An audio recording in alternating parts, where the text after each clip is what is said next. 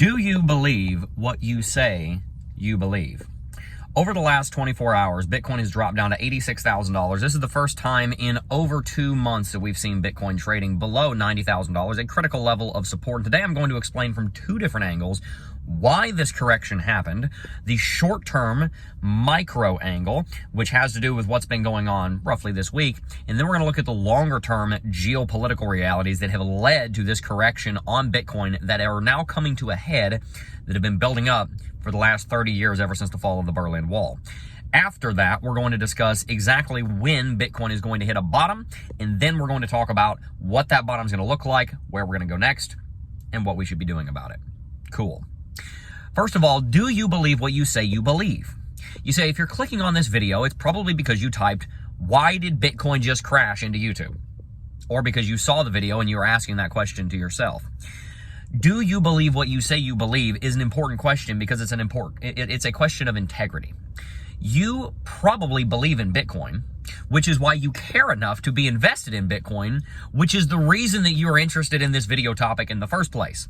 You probably profess to believe in Bitcoin, but you're probably a little bit conflicted right now because you're thinking something that we're all thinking. Jeb, the fundamentals are perfect. We have the perfect setup for a giga bull market. We have the perfect setup for Bitcoin to go to $250,000 in like December of this year. Why is Bitcoin crashing? What the heck, man? Do you believe what you say you believe? You profess to believe in Bitcoin, but do you? You don't know whether you truly have faith in something until your faith is challenged. I don't know whether I have faith in the Lord Jesus until somebody asks me, why do you have faith in the Lord Jesus? Or challenges me, or brings something up to me that I didn't already know, or says, hey, what about this? What about that? I don't know whether I actually have faith in Jesus until it's tested by trial, or temptation, or tribulation. And you don't know whether you have faith, and I don't know whether we have faith in Bitcoin until we are tested. These are the kinds of moments where you're going to find out whether you're actually a Bitcoiner or not. Because these are the moments where you're going to ask yourself a question. Should I sell? Should I buy? Or should I do nothing and stay exactly where I am? For me, when Bitcoin crashes, it leads me to either do exactly what I'm already doing, which is dollar cost averaging a significant amount of money into Bitcoin every single day, or it leads me to dumping more of our cash position into Bitcoin. Before we get into why the market crashed, I'll tell you exactly what we do and what we are going to be doing. We dollar cost average a certain amount of money every single day into Bitcoin. We have not missed a day in a very long time, ever since we began. And we also we dollar cost average out of a cash pile that we periodically refill. And so there's a pile of cash that we sit on that the dollar cost averaging comes out of. And if a drop like this happens, we just buy more. And I probably will be buying more today. I will probably be buying the dip. Crypto Wendio, some of you guys know her, a lot of you guys know her. She posted over on Twitter today, what would you do if Bitcoin dropped down to $78,000? And I reposted it and I said I'd buy another coin because I like buying dips.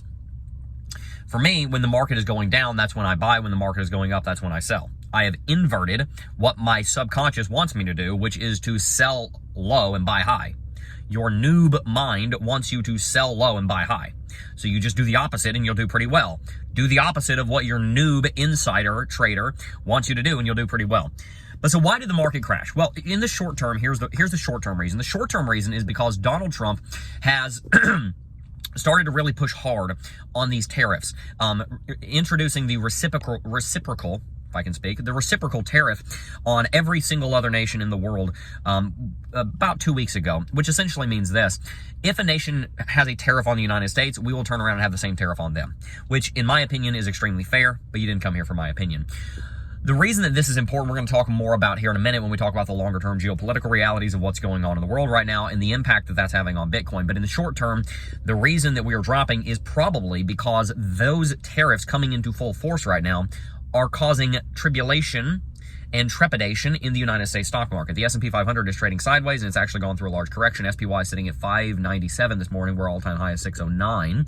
And so DJI, SPY are trading sideways, and we're still kind of seeing whether or not Trump's policies are going to have an actual market impact, bullish, either bullish or bearish on the United States stock market. Ever since Inauguration Day, we've basically been trading sideways. Now, a couple of other factors short-term that are happening here. Bybit just got hacked to the tune of $1.4 billion, lost a bunch of Ethereum, and so that has put a lot of FUD into the space. Luckily, Bybit has been an absolute model of how you ought to handle this kind of thing. The information has been flowing freely. You've been able to withdraw the entire time. They have an insurance fund that's been coming out of that. Bybit has done an absolutely fantastic job, which is a great thing. But the fact that they were hacked to the tune of over $1 billion has obviously put quite a lot of FUD in the market. The other reason that we're going through a correction here is because Bitcoin freaking needed it. And this is the biggest short-term reason why Bitcoin is going through a correction, is because it just quite frankly needed to go through a correction. We are whining and complaining about an $86,000 Bitcoin, or right now when I'm recording, $88,000 Bitcoin, when that was $10,000 above the all-time high 3 months ago. Bitcoin backtests previous levels. I have told you for the last 3 months on this channel that there was a very high probability that Bitcoin was going to break $90,000. And every time I said that, people spat in my face and thought I didn't know what I was talking about. Bitcoin generally, in fact, it's so general, it's almost a rule. Almost as a rule, when Bitcoin sets a new all-time high, it's going to backtest it as support, and you may even fall below that previous all-time high to the level of support immediately beneath it. If that were to happen in our case, we would drop back down to $73,800, which was our previous all-time high set about a year ago in March of 2024. And if we drop back down to the next level below that, we would drop back down to $69,000, the all-time high set on November 10th, 2021, our previous bull market all-time high. Would that be a bad thing? No, it would not. It would be a fantastic buying opportunity, and it would not be the end of this bull market. The fundamental realities of how bullish the world is on Bitcoin right now cannot be ignored, should not be ignored, and will not be ignored by capital markets. People are going to invest in a market that has as bullish of an outlook as Bitcoin does. They're just waiting for someone to have the brass to start buying. By the way, the people that know what they're doing, Michael Saylor, the United States federal government, Nayib Bukele in El Salvador, and many more like them are buying. But people aren't looking at that. The news that people are looking at are a couple of bills in a couple of different states for Bitcoin. Most recently was Montana, I believe, or it may have been Minnesota. I think it was Montana. Got shot down in their state congresses, right? So there's a little bit of FUD going on, which is typical. Bitcoin goes through these cycles of a lot of bullishness, a lot of bearishness. That is a very healthy market cycle. The market that we've been building for the last 24 months in Bitcoin is textbook. We have a rally for 2 to 3 months. We have a correction for 6 months. We have a rally for 2 to 3 months. We have a correction for 6 months. The rally is a lot more aggressive than the correction is. The correction feels more like winter. It's boring and not a lot's happening. And the bullish rally feels a lot more like summer. It's super exciting and everything's happening. And so we come to the longer term reasons why Bitcoin is correcting right now, because there's a lot of different geopolitical realities coming to a head right now that are overlaid on top of what's happening in Bitcoin with the hacks, with the ETF outflows. For example, we've had a few $100 million worth of ETF outflows from Bitcoin and especially from Ethereum. Ethereum obviously has been dragging its feet. We've seen the prices drop dramatically. Bitcoin's down at 88,000. Solana's down below 180. We've got Cardano down at like 75 cents. We've got Ethereum at negative $400. Just because, screw you, Ethereum holders. Sorry, Vitalik. But the longer term realities are this. Geopolitics has been shifting. You guys have heard me talk a bit about geopolitics on the channel here, and it's very, very, very important because it's actually the canvas upon which human history is painted. And the geopolitical landscape has been shifting dramatically ever since about 2019 when the COVID-19 pandemic happened. Before that, we have to go all the way back to 91 when the fall of the Berlin Wall occurred. When the fall of the Berlin Wall occurred, the United States lost its incentive to be the world police. When the Berlin Wall came down and the Iron Curtain fell and the Soviet Union dissolved, NATO stopped having a real solid mandate. When most of the former Soviet bloc started integrating into NATO, the United States stopped having a really important mandate to patrol the world's oceans and maintain global naval and air superiority. They lost the meaning of that because Russia is not as powerful of a nation as the Soviet Union was. They still have a large nuclear arsenal, but as you've seen in Ukraine, they can't invade crap, even if it's their next door freaking neighbor. What are they going to do to Britain or the United States? Nothing. So NATO and the United States lost the reason for them being the world police. They lost the reason for being these patrollers of the seas. And so the reason that this is important is because the reason that globalization was really created in the first place was a reciprocal relationship. The United States would provide security to NATO, the Eastern Europe, Southeast Asian nations, Japan, etc., Australia, in exchange for fair trade deals. When those nations lost the need for America's protection, they stopped playing fairly in trade because they didn't need to play fairly, because they didn't need the United States for protection anymore, because the Soviet Union was not threatening to invade them like it's 87. And so when that occurred, everybody else lost their incentive to play fairly with the United States and started playing unfairly with the United States on trade.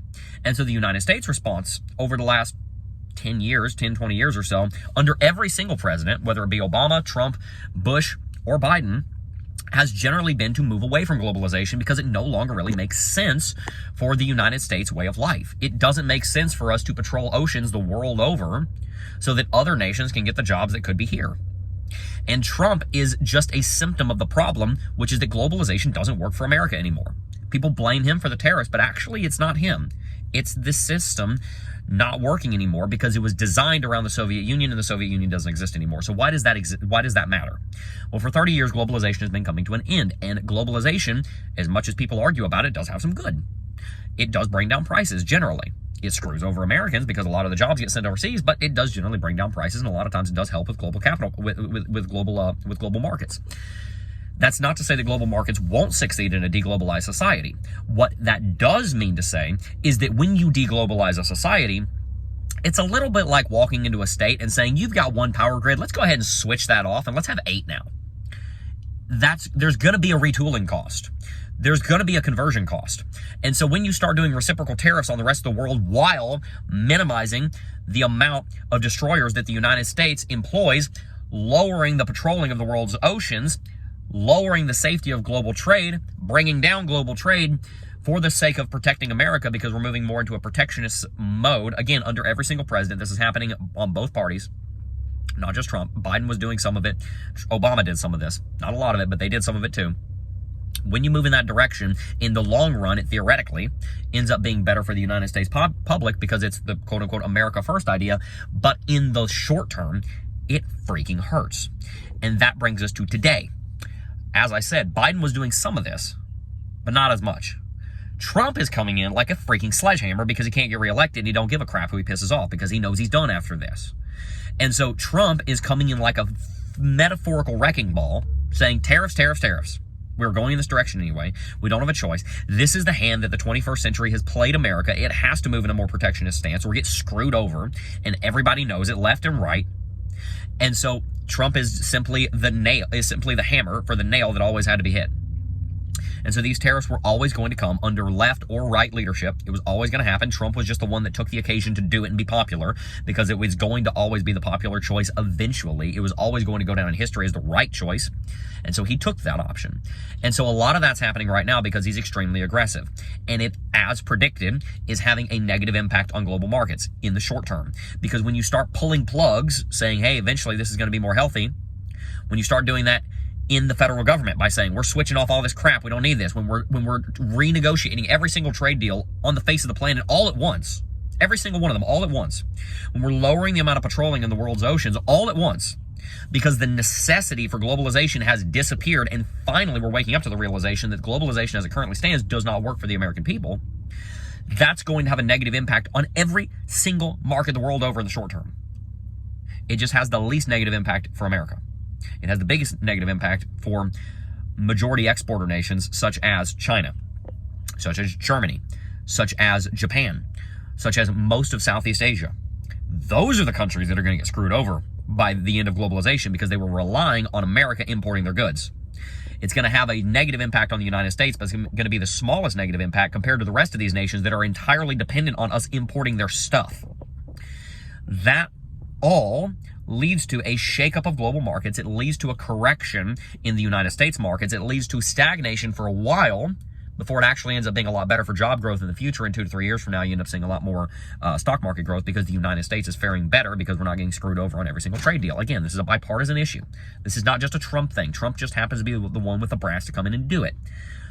The left, if they had given it another 10 years, probably would have done it themselves because the writing is on the wall. You simply cannot keep running the system this way. You're going to go bankrupt. In the short term, though, this is not very helpful for markets. In the short term, this is very difficult for markets, actually. It may even cause a little bit of inflation. It may even lead to some job loss in the short term as the company that people are working for switches from being a foreign country to a foreign company to a more American-based company. It may lead to a shakeup in the economy. It could even lead to a small recession. This is not something that Trump's going to tell you because he doesn't want to be unpopular for a year, but it could happen. In the long run, it'll probably be better for America, but in the short run, it's bad for Bitcoin. In the short run, it's difficult for risk-on assets because people are so scared of the risk-off assets like the stock market because they think based on all these tariffs that we're going to go through a major correction and they don't want to buy into Bitcoin. So in the short run, you've got the news impact of, the tariffs are going out. In the long run, you've got the actual impact of the tariffs going out, which is that it's going to shake up global markets. And in the short run, it's not necessarily going to be better for America. In the long run, it probably will. Historically, it has been very good for nations to do this. But in the short run, changing the system, going from AC to DC, going from DC to AC is not an easy conversion. So that is why Bitcoin corrects right now. But here's why it's not done. The reason that's not done is because, quite simply, Bitcoin is part of this solution to the problem. And the problem is big government. The problem is overreaching government. The problem are fiat currencies. The problem are stupid trade deals. The problem is the government meddling in capitalism and in capital markets. These are all problems that Bitcoin helps to solve, and the nations of the world realize this, especially small nations that don't have control over the currency because they are using the United States dollar in the first place, El Salvador being a perfect example of this.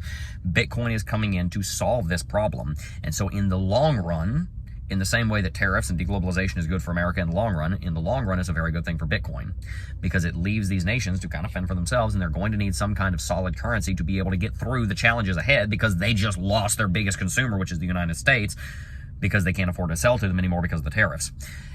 In the short term for Bitcoin, though, it is also painful.